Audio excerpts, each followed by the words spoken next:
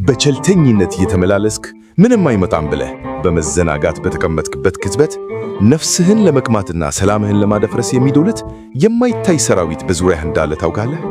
ብዙዎቻችን ለምን ሕይወቴ ያላስተካክላል፣ ለምን በቤቴ ሰላም ጠፋ ብለን ስንጠይቅ፣ ጠላታችን ግን በቤታችን ደጃፍ ላይ በዝምታ ተቀምጦ እየሳቀብንም ሊሆን ይችላል። ዛሬ የምንነጋገረው ስለ ተራ ፍርሃትና ሰበብን ስለመፈለግም አይደለም።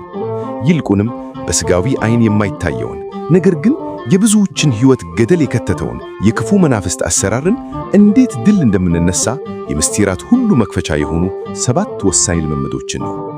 ይህም እጅግ ጥንቃቄ የሚፈልግና እያንዳንዱ የተዋህዶ አማኝ ሊያውቀው የሚገባው ታላቅ መንፈሳዊ ውጊያ ነው። ይህን ካላወቅ ምናልባትም ሳታውቀው ለጠላትህ በር የከፈትክም ሊሆን ይችላል። ዓለም በቴክኖሎጂና በዘመናዊነት ከፍተኛ እድገት እያስመዘገበች ቢሆንም ከመጋረጃው ጀርባ ያለው የጨለማው ዓለም ውጊያ ግን ከመቼውም ጊዜ በላይ በረተከ መንገድ ሥራውን ቀጥሏል። ዛሬ ከታላላቅ የቤተ ክርስቲያን አባቶችና በዘርፉ ካሉ መምህራን ትምህርት የቀዳናቸውን የጨለማውን ኃይል የሚያፈራርሱ ጥበቦችን በዝርዝር እንመለከታለን። እስከ መጨረሻው አብራችሁን ቆዩ። ይህ ጠቃሚ ቪዲዮ ለብዙዎች ይደርስ ዘንድም ቪዲዮውን ላይክ በማድረግ እንድትጀምሩት በአምላካዊ ፍቅር እንጋብዛለን። 1. የሕግ መብትን መንፈግ። መምህራን ደጋግመው የሚያስተምሩት አንድ ትልቅ ምስጢር አለ። ሰይጣን ያለ ሕግ አይሰራም የሚለው ነው። ክፉ መናፍስት በሕይወትህ ላይ ሥልጣን የሚኖራቸው ሕጋዊ መግቢያ ሲያገኙ ብቻ ነው። ይህ መግቢያ ደግሞ ኃጢአት፣ ቂም፣ በቀል ወይም መተት ያለበትን መጽሐፍ ወይም ዕቃ በቤትህ ማስቀመጥና መጠቀም ሊሆን ይችላል። መምህራኑ እንደሚሉት ጠላት ይህ ሰው የኔ ነው ብሎ የሚከስበትን ማስረጃ ማጥፋት አለብህ። ይህን የምታደርገው በንስሐ ነው። ኃጢአትህን ስትናዘዝ ሰይጣን በአንተ ላይ የነበረው ሕጋዊ መብት ይሻራል። ቤተሰብህ ውስጥ የነበረ የአምልኮ ጣዖት ወይም የመተት ሥር ካለ በጸበልና በቃለ እግዚአብሔር ካልተቆረጠ ጠላት እንደ እርስ ይቆጠረዋል። ስለዚህ በሕይወትህ ውስጥ ለጠላት የሰጠኸውን መብት ሁሉ በንስሐና በጸሎት ሰርዣለሁ ብለህ አውጅ። 2. በጥንቃቄ መራመድ ወይም የንቃት ሕይወት። ሁለተኛውና መሠረታዊ ነጥብ በጥንቃቄ መራመድ ነው። ቅዱስ ጳውሎስ እንደ ጥበበኞች እንጂ ጥበብ እንደሌላቸው ሳይሆን በጥንቃቄ እንዴት እንደምትመላለሱ ተመልከቱ ይለናል።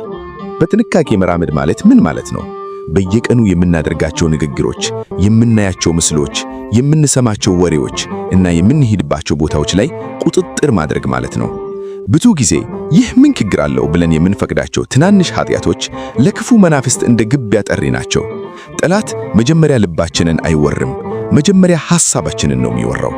በጥንቃቄ የማይኖር ሰው ለጭንቀትና ለክፉ አጋጣሚ ተጋላጭ ነው። መንፈሳዊ ዓለም ደግሞ ይህን ድካም ለክፉ ዓላማው ይጠቀምበታል። ስለዚህ ነገርህ ከማን ጋር እንደሆነ በመመርመር እግዚአብሔር እንዲመራህ መንገድህን ሁሉ ለእርሱ መስጠት ይኖርብሃል። 3. የእግዚአብሔርን ኃይል በላይነት ማወቅ። ሦስተኛው ነጥብ የእግዚአብሔር ኃይል ከማንኛውም የክፉ መናፍስት አሰራር እንደሚበልጥ በሙሉ ልብ መረዳት ነው። ብዙ ምዕመናን ስለ መናፍስት ወይም ስለ መተት ሲወራ ይደነገጣሉ። ፍርሃት ደግሞ የሰይጣን ትልቁ መሳሪያ ነው። ማወጅ ያለብህ እውነት ጨለማ የብርሃን እጥረት እንጂ ራሱን የቻለ ኃይል አይደለም። ብርሃን ሲመጣ ጨለማ በራሱ ይበናል እንጂ እባክህን ልቆይ ብሎ አይከራከርም። ክርስቶስ በመስቀሉ ላይ የጠላትን ራስ ቀጥቅጦታል። አንተ የክርስቶስ ማህተም ያለብህ ልጅ ከሆንክ ሰይጣን ሊያይህ እንጂ ሊነካህ አይችልም። ጥርጣሬን አስወግድ፣ ምክንያቱም ጥርጣሬ ለሰይጣን የድል ድልድይ ነው። የኢየሱስ ክርስቶስን የስሙን ኃይል መታጠቅና በደሙ ኃይል በሥጋ ወደሙ መታጠም የአሸናፊነትህ ማረጋገጫ ነው። 4. የመስቀሉን ኃይልና የስግደትን ምስጢር መጠቀም። የክርስቶስ ደም የፈሰሰበት መስቀል ለክርስቲያን ሁሉ ጽኑ አጥር ነው። ብዙዎች መስቀልን እንደ ጌጥ ብቻ ይመለከታሉ። የተዋህዶ መምህራን ግን መስቀል የጠላት መቃጠኛ መሆኑን በተግባር ያሳያሉ። ስለዚህም ጠዋት ስትነሳና ማታ ስትተኛ በመስቀል ምልክት ራስህን እና ቤትህን ማጠር ትልቅ መንፈሳዊ ጥበብ ነው። ሌላው ስግደት ነው። ስግደት ሥጋን ለነፍስ ማስገጃ ብቻ ሳይሆን ሰይጣንን የሚያንቀጠቅጥ ትልቅ ጦር ነው። በትህትና ለእግዚአብሔር ስትሰግድ በትዕቢት የወደቀው ሰይጣን ከአንተ ዘንድ ይሸሻል። መምህራኑ እንደሚሉት በእግዚአብሔር ፊት ዝቅ የምታደርገው ግንባርህ በጠላት ፊት ቀና እንድታደርግ ያደርግሃል። ጸበልን በእምነት መጠቀምና የመዝሙረ ዳዊትን ጸሎት ማዘውተር ደግሞ የጨለማውን ኃይል እንደ ሰም የሚያቀልጥ እሳት ነው። 5. የምስጢራዊ ጥበባት ተሳትፎ፣ ጸሎትና ጾም። ጌታችን ይህ ወገን በጾምና በጸሎት ካልሆነ በምንም አይወጣም ብሎናል። ጾም ማለት ለሥጋህ ምግብ መከልከል ብቻ ሳይሆን ነፍስህን በኃይል የምታስጣጥቅበት ጊዜ ነው። ጾም በዙሪያህ መንፈሳዊ አጥር ይገነባል። አባቶቻችን በበረሃ ተጋድሎ ያደረጉት እነዚህን ሁለት መሳሪያዎች ይዘው ነው። በቤታችሁ የጸሎት መዓዛ ሲኖር፣ የመዝሙርና የቅዳሴ ድምፅ ሲሰማ፣ ክፉ መናፍስት ያንን ቦታ ለቀው ለመሸሽ ይገደዳሉ። 6. በትህትና ከመንፈሳዊ አባት ጋር መመካከር። የክፉ መናፍስት ትልቁ ጠላት ትህትና ነው። የንስሐ አባት መያዝ ማለት መንፈሳዊ መሪ መያዝ ማለት ነው። በጨለማ ጫካ ውስጥ ስትጓዝ መንገድ የሚያውቅ መሪ እንደሚያስፈልግህ ሁሉ በዚህ ዓለም ውስጥ ስትኖርም የሚመራህ መንፈሳዊ አባት ያስፈልግሃል። ሰይጣን ብቻውን ያለን በግ ነው ነጥቆ የሚበላው። በጉባኤና በቤተ ክርስቲያን ጥላ ስር ስትሆን ግን ተኩሉ ሊከርብህ አይችልም። ስለዚህ ካለህበት መንፈሳዊ ድንዛዜ ወጣ ብለህ የምስጢር አባትህን ምክር ስማ። እዚህ ጋር ልብ ማለት የሚገባው የምትይዘው መንፈሳዊ አባትና ወዳጅ በከፍተኛ ጥንቃቄ መመረጥ እንዳለበት ነው። የመጨረሻው የሕዋሳትን በሮች በጥብቅ መቆለፍ። ዓይንህ ምን ያያል? ጆሮህ ምን ይሰማል?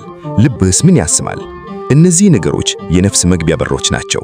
በዓይንህ ወጥተህ የምታየው ርኩሰት፣ በጆሮህ የምትሰማው ሐሜት ለክፉ መናፍስት የመግቢያ ቪዛ ናቸው። ስነ ልቦናዊ እውነታው የሚነግረን አእምሮአችን ወደ ውስጥ ያስገባውን መረጃ ነው ፕሮሰስ የሚያደርገው። ስለዚህ የምታያቸውን ነገሮች ምረጥ። ክፉ ነገር ወደ አእምሮ ሲመጣ በስመ አብ ብለህ በእምነት አባረው። ተወዳጆች፣ ዛሬ የትምህርታችን ዓላማ እንድትፈሩና እንድትሸሹ ሳይሆን እንድትነቁና እንድታሸንፉ ነው። የክፉ መናፍስት አሰራር ተራ ነገር ቢመስልም ውጤቱ ግን ጥፋት ነው። ነገር ግን እናንተ በእግዚአብሔር ኃይል የምትታመኑ፣ በመምህራን ምክር የምትመሩ፣ በንስሐና በመስቀሉ ኃይል የምትጠበቁ ከሆነ እናንተ ድል አድራጊ ናችሁ። ጨለማን የምናሸንፈው ብርሃንን በማብራት ነው። ሕይወታችሁን በብርሃን ሙሉ። ያኔ ጨለማው በራሱ ጊዜ ይሸሻል። እነዚህን 7 ነጥቦች በሕይወታችሁ ተግባራዊ አድርጓቸው።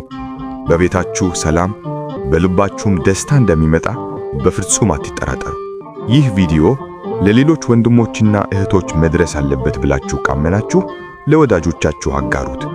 ብዙዎች ባለማወቅ በጨለማ ውስጥ ታስረዋልና የእናንተ ቪዲዮን ማጋራት ለአንድ ሰው የነጻነት መንገድ ሊሆን ይችላል። አቤቱ ኃያልና ተአምረኛ አምላክ ሆይ በቸርነትህ ጠብቀን፣ ከማይታየው የጠላት ሰልፍ፣ ከረቀቀው የመናፍስት አሰራር፣ ከክፉዎች ተንኮልና ከጨለማው ኃይል ሁሉ በአማላጅነቷ በማትለየን በእመቤታችን በቅድስት ድንግል ማርያም ጸሎት ሰውረን። በቤታችን ሰላምን፣ በልባችን ፍቅርን፣ በሀገራችን አንድነትን አውርደልን። በልጅህ በኢየሱስ ክርስቶስ ክቡር ደም የታተመው ሕይወታችን ለጠላት የማይደፈር ቅጥር ይሁን። እግዚአብሔር አምላክ ከክፉ ሁሉ ይጠብቀን። ምስጋና ይሁን አንድ አምላክ ለሚሆን ለአብ ለወልድ ለመንፈስ ቅዱስ ዛሬም ዘወትርም ለዘላለሙ አሜን።